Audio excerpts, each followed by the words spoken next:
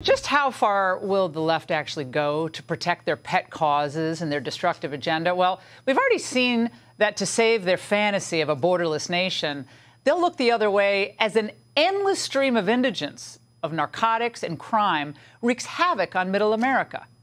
The White House just isn't interested at all in the problem at the border. They're actively rooting for the illegals. The more the better, in fact, especially if they end up moving into communities where Republicans have been making political inroads. What's up, everybody? Major Retired Richard Ojeda here, and according to Laura Ingraham, people seeking refuge and asylum here in the United States are a direct threat to the country. Oh, and she threw in there that reliable replacement theory, saying that Democrats want illegal people to take the place of American votes. You know, classic Fox News white nationalism. Now, today, Biden was just 100 miles or so from the Arizona border, but he's too much of a coward to travel there to face the reality of what his administration has done. Why go to a border state and not visit the border? Because there's more important thing going on. They're going to invest billions of dollars in a new enterprise. Well, more important than the sovereignty of your nation? Sure. Now, the Democrats have sunk just as low in the pursuit of a carbon-free, control-heavy world. Efforts to cripple the fossil fuel industry have driven fossil fuel profits up, in the short term at least, while leaving America vulnerable in the position of a beggar to the world's dictators. Now, crazy that she cares about the sovereignty of nations because Fox and their opinions of Ukraine have been pretty low, and the falling gas prices haven't had any effect on their rhetoric one way or the other. She's also seemingly concerned with being at the mercy of dictators, but again, your guy Trump and your entire network have been just fawning over authoritarian governments here lately. And of course, this would not be a segment on Fox News without one of their hateful, ignorant rants on members of the LGBTQ community. Fox always has enough time to be a threat to trans people. It's their favorite pastime. And they're taking a scorched earth approach on the trans agenda as well. As we know, the destruction of the nuclear family is one of their premier agenda items.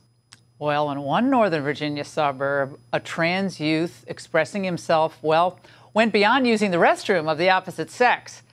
It meant committing a heinous crime.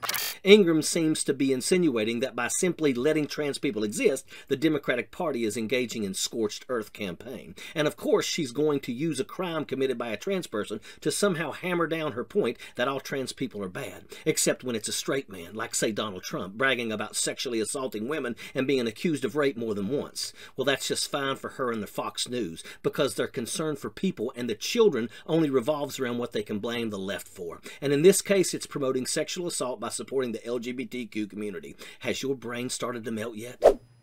For years, the left was emboldened to inflict this twisted agenda on our children, frankly, because parents and politicians were pretty much asleep at the wheel. But the good news is, we're waking up. The sooner Americans realize how hostile the left has become to normal American life, the sooner we can begin to win the type of political victories that we need to stop this agenda.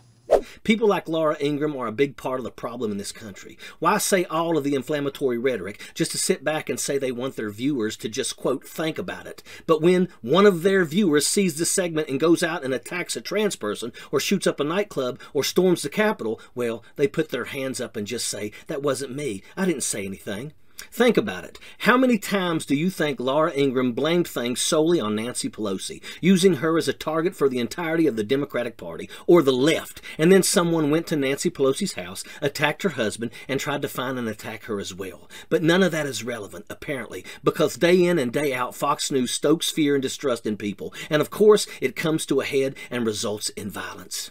How many times can Laura Ingraham say the left is coming for your kids, your guns, they're demonic, before someone believes her and finds the closest person or community that they believe represents what she is talking about? While those of us that can still see with our own eyes and hear the bigotry and hatred will continue to scream it from the rooftops, it's only a matter of time before something this woman or anyone else on Fox says that's going to basically cause harm to someone else. We're pretty sick of it, and that's a fact. Sappers clear the way, airborne all the way.